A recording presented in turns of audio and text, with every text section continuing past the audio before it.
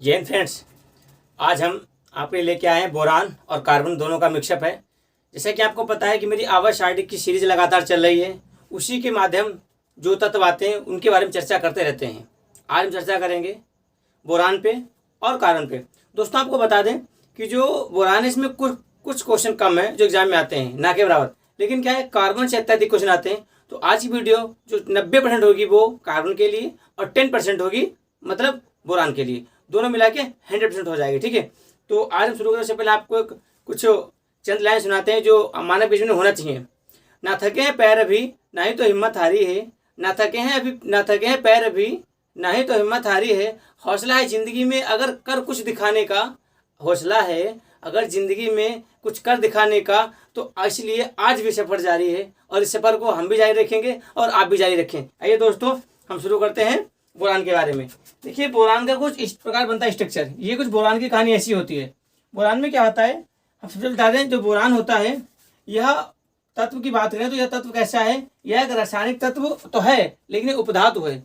ये आवाज सारणी में इसका परमाणु भार देखें पहले। इसका अगर परमाणु भार की बात करें, अगर हम परमाणु भार की बात करेंगे तो दोस्तों जो ये बोरान है ये परमाणु भार और परमाणु क्रमांक इन पे डिपेंड करता है। परमाणु क्रमांक आप ध्यान दें दोनों पॉइंट को।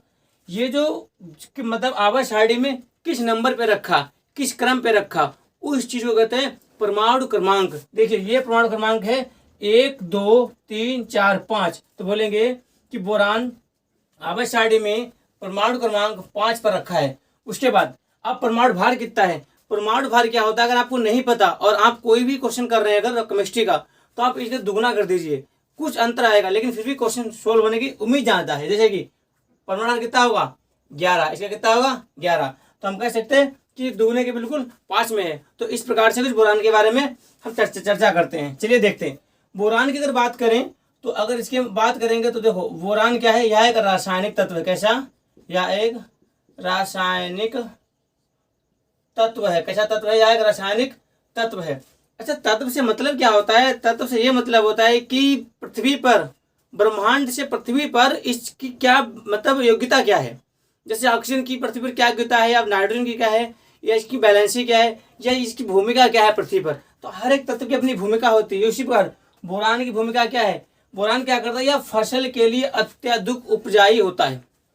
इसे उपयोग में लेते हैं। कैसे, जैसे कि अभी जब जल के माध्यम से पेड़ और भोजन दोनों में अपना फोटोसिंथेसिस क्रिया करते हैं। जैसे आपने फसल में पानी लगाया और वो पानी जड़ में गया, तो जड़ के द्वारा जब पानी पत्तियों में जाएगा तो वहां पर भेजने में मदद करेगा, वो बोरान भी करेगा।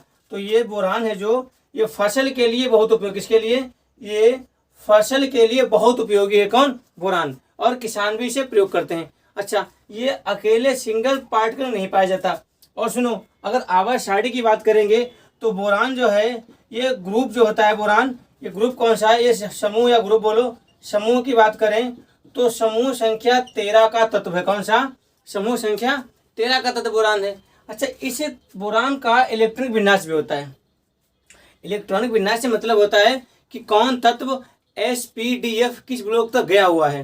तो अगर इसकी बात करें तो ये P ब्लॉक का तत्व है। किसका, P ब्लॉक का तत्व है। देखिए ये P ब्लॉक, ये P ब्लॉक का तत्व है। अच्छा, तो इसका इलेक्ट्रिक विन्यास क्या होगा और हम कैसे जानेंगे, तो देखो इसका विन्यास होता है, इसका है 1s2, 2s2, P2। अब देखिए अगर हम इसका तो 1 होगा ना, 5 है तो 1 हो जाएगा, P कितना होगा 1 हो जाएगा। कैसे, 2 2 4 1 5, 2 + 2 4 + 1 5। तो कह सकते हैं कि बोरान का जो परमाणु क्रमांक कितना है 5 है। तो यहाँ से क्लियर हो जाता है। उसके बाद ये धातु कैसी है, देखिए जो P ब्लॉक के तत्व हैं सभी उपधातु हैं। और अगर हम देखें S ब्लॉक के क्या है, धातु हैं, और P ब्लॉक के उपधातु हैं। तो यहाँ पे कैसा है, ये उपधातु तत्व है। कौन, बोरान। उसके बाद क्या देखते हैं, अगर ये भाग क्या है, यह एक उपधातु है, आप लिखेंगे यह कैसा है, यह उपधातु है। क्या है, बोरान एक उपधातु तत्व है। अच्छा, ये उपधातु का मतलब क्या होता है कि ये गैस के रूप में भी होता है। ठीक है, इसलिए इसे हम उपधातु बोलते हैं। और किसान का मतलब ये प्रिय होता है कि किसान इसे फसल के रूप में प्रयोग करता है। ठीक है, किसान से क्या करता है, फसल के रूप में प्रयोग करता है। ठीक है दोस्तों, तो जहां तक मुझे लगता है कि बोरान में इससे तो नहीं आएगा। एक बार हम आपको फिर से बताते हैं, देखिए ध्यान से बोरान में क्या होता है। जो बोरान होता है, देखिए अगर बोरान की बात करेंगे तो हम इसे ऐसे लिखते हैं बोरान। आप ध्यान देना दोस्तों इस पर विशेषकर, जैसे कि परमाणु क्रमांक बोरान का 5 होता है, परमाणु भार बोरान का 11 होता है। यह एक रासायनिक तत्व है। बोरान फसल के लिए अत्यधिक उपयोगी होता है। और समूह संख्या की बात करें तो समूह संख्या 13 का यह तत्व है। और 13 का तत्व, इसमें अगर 13 की बात करें, कई जगह पे 13 में इस प्रकार से भी लिखा आता है समूह, ये देखो ऐसे ऐसे भी लिखा होगा, तब भी आप समझना कि समूह संख्या 13 का ही तत्व है, क्योंकि आवर्त सारणी में ये कुछ इस प्रकार से लिखा भी गया हुआ है। ठीक है, अब देखिए ब्लॉक कौन सा है, तो बोरान पी ब्लॉक का तत्व है। इसका इलेक्ट्रॉनिक विन्यास क्या होगा, 1s2, 2s2, P1। हमें क्या करना है, परमाणु क्रमांक 5 करना है, 2 + 2 4 1 5। उसके बाद ये तत्व कैसा है, पृथ्वी पे क्या भूमिका है, तो यह एक उपधातु है। क्या इस धातु है, यह बोरान उपधातु है। उसके बाद ये इसका नाम हुआ और ये इसका स्ट्रक्चर हुआ। दोस्तों आई होप, उम्मीद करता हूँ कि आपको वीडियो बहुत पसंद आई होगी।